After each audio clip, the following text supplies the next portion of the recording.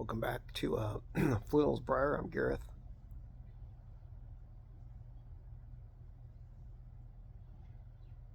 It's the 1st of December.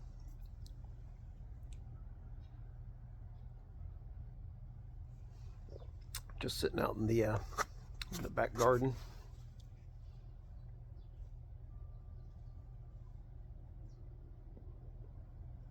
Enjoying some St. Bruno's flake in my Peterson system pipe.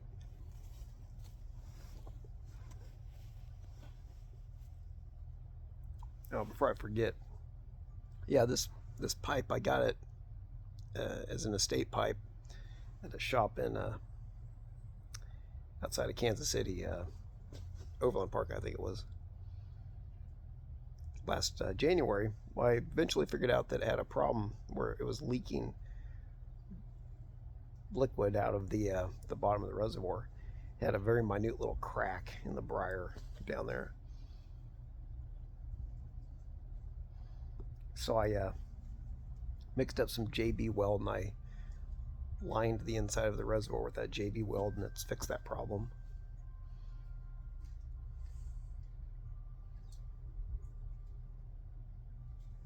Pipe smokes very well, although I was just noticing that the stem, the P-lip, it's kind of crooked, which I hadn't noticed on this stem before. But every Peterson I own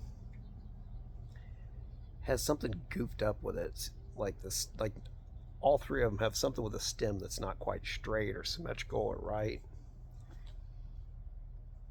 This is the only older Peterson I have. The other two were brand new. Hate to say it, in some ways I'm not really impressed. Definitely not impressed with the new ones. I was a lot more impressed with this older one, but starting to wonder if maybe it suffers some of the same issues. But anyway, it's the first Sunday of Advent. You know, in what, 24 more days it'll be Christmas. It's I guess as they say, it's meteorological winter now that it's December. Of course, it's not really officially winter until the solstice, which is when it's what, astronomical winter.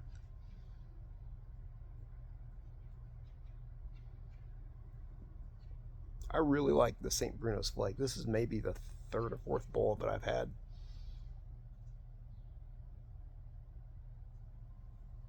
I really love the flavor of it.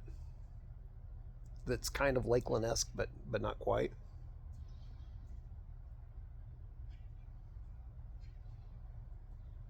And I'm glad I wasn't scared away from this blend, because everything I read makes it sound like it's pretty strong with the nicotine. And I don't get along well with high nicotine blends, unfortunately.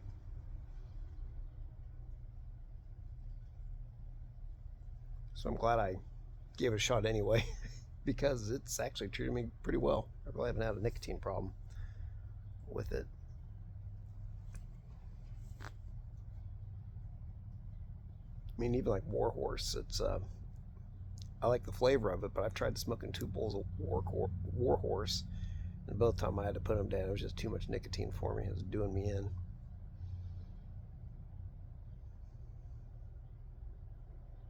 But yeah, basically we're in the winter season now.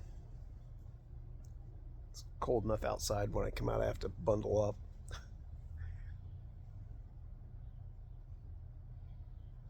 It's not windy, so that's nice today. On Thanksgiving morning, after I finished cooking stuff, I sat out back, fired up the patio heater, and enjoyed a pipe, and I watched Match's Matches 860's Thanksgiving video.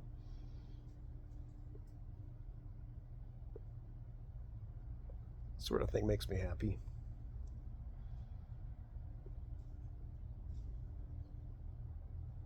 I don't know how I always seem to feel so busy, but I just haven't really been able to keep up on much of anything, like pipe video wise. It's been doing a lot of stuff. A lot of stuff around the house and that sort of thing. And I got selected in the lottery to ride the Unbound, if I could talk, the Unbound gravel race. This, well, sort of summer. It's late spring. I think it's actually on the 31st of May this year. But it's the big gravel race that goes out of Emporia, Kansas. I'm just doing the 100-mile race. I mean, I'm not racing. I'm not a racer. I'm just riding it to finish it. And, you know, maybe, hopefully keep up a good average speed sort of thing. But, yeah, the main event's the 200, but I don't know how people really can train enough to ride that. You know, normal average Joe people. The other folks that ride it, they're pros or retired pros or like pro bike racers that aren't necessarily on one of like the more traditional teams, but you know, make a living by racing. I see how they have enough time to train, but man, I'm pretty sure I can ride 100 miles. I've ridden 100 miles on pavement many a time, but and it's a long, tiring day, but it's a bit harder on gravel. But 200 miles, man, I don't know. But anyway, so I've got my gravel bike fixed up. I had to buy a new rear wheel for that. Got that all put together, clean the chain, wax the chain, all that good stuff. Went out for my first bike ride I've gone on, unfortunately, in like 2 months, 2.5 months, something like that. I rode like 37 something miles. That was, what, 2 days before Thanksgiving. Good thing I brought my light because I had to use it. It was dark by the time I got home. I would have cut the ride shorter if I didn't have a light, but yeah, I need to get trained up for that.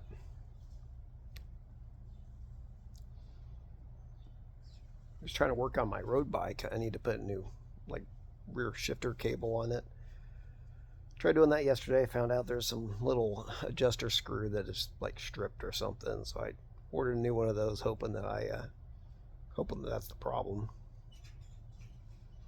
So I couldn't finish that project. I was gonna sweep the chimney, brush out the chimney. Couldn't do that because I couldn't take apart the little brush head deal that goes on the little connected rods that lengthen it out. Couldn't take that apart, put the new brush things in it, so I had to buy a new one of those, which hopefully will be here next Saturday, so I couldn't complete that project. It was just always something yesterday. Yesterday wasn't really that good of a day. And kind of figured, we have a cat, Jones, who I got right before I met Alicia.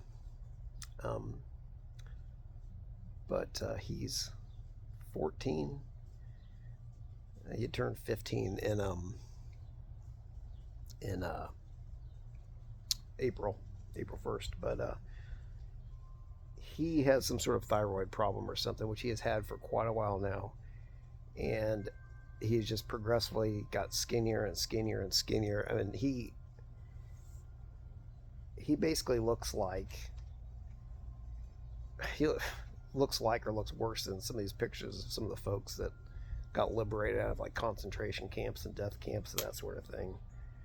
He looks awful, and it's like his fur, like his head and his front shoulders are fine, but like the rest of his fur is matted and clumped, and I can't even really cut the mats off of him because it hurts him, and it's just. And we've known for a while that, you know, a day was going to come when we needed to have him put to sleep. But I know Alicia's been thinking that probably has already, that, you know, the day that day has already come. And I've been more resistant to it because I think most of the time he seems like he's not in pain, and he's still eating and sleeping and walking around for the most part okay, but signs last night that make me think that that unfortunate day is probably pretty soon. And I think that I think what I may have to do is just tell Alicia, like, I'm going to put that in your hands. You can make that call. I have no. I'm having a hard time kind of deciding to do that, I guess, and I almost want to just put that decision in her care, and she can pull that trigger, so to speak, when she thinks it needs to happen. Because I don't want to. I'm really hoping that I'm not trying to keep him going along just because I'm reluctant to say goodbye to him. Sometimes he seems like he's doing pretty bad, but most of the time he seems like he's still, even though he looks awful, he seems like he's doing all right. But anyway, yeah, that kind of. Yeah, late last night wasn't all that much fun in that regard. I was doing a lot of thinking about that, but yeah. Anyway, I'm looking forward to Christmas, and I'm looking forward to going out camping here, start the winter camping here in maybe a couple weeks.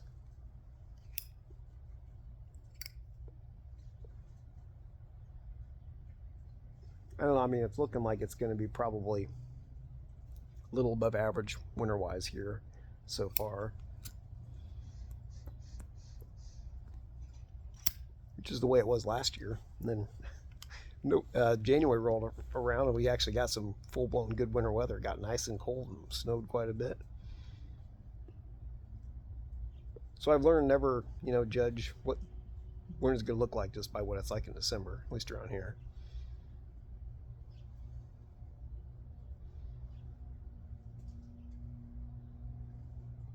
But I'm hoping that next probably next fall, Leash and I will finally be able to go to Yellowstone. That was kind of supposed to be our honeymoon trip, sort of deferred honeymoon trip. So it'll be 10 years later. I think it's about time. I've been to Yellowstone twice. She's never gone.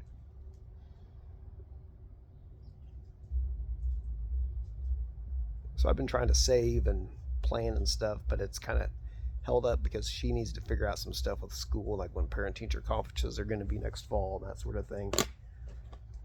So I haven't been able to make reservations and that sort of thing yet.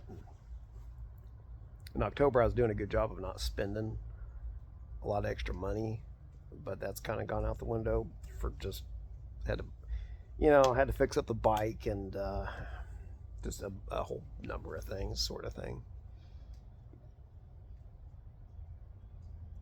Got a good good enough Black Friday deal on a pair of loopholed binoculars. That way we have some decent binoculars to look at wildlife and stuff out there.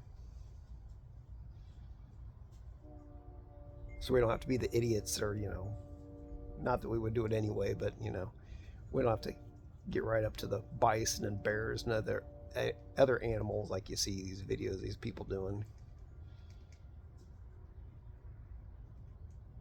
I have no sympathy for those people in the bison because there's this flyer that they give everybody that comes into the park, and you don't even have to understand English to see what's going on. Has this picture of a bison throwing this guy up in there, and he has like a camera, like a camera around his neck, and it's flying. It's obvious. Tourists don't get too close to the bison. They're very dangerous. They will, gore you, stomp you, throw you, whatever. It's obvious. And it has text, saying that the bison are dangerous. They've been passing that flyer out since like the 70s.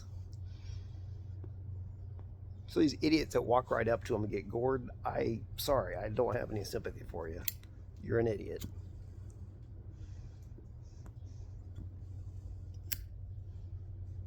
But I told myself the last time I was in Yellowstone, which would have been 2006, that the next time I came to Yellowstone, I really wanted to.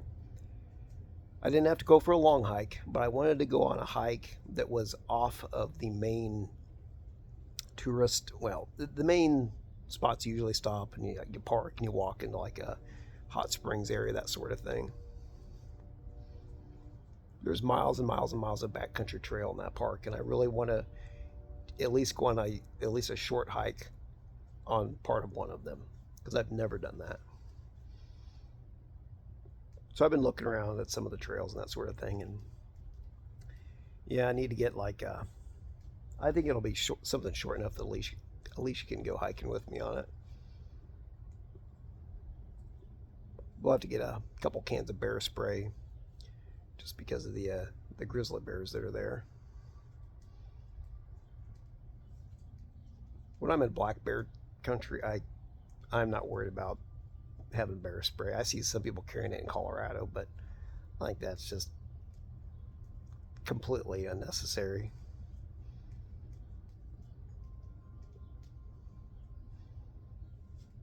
Of all the bear encounters I've had in Colorado, not a one of them was in the least bit threatening or an issue whatsoever.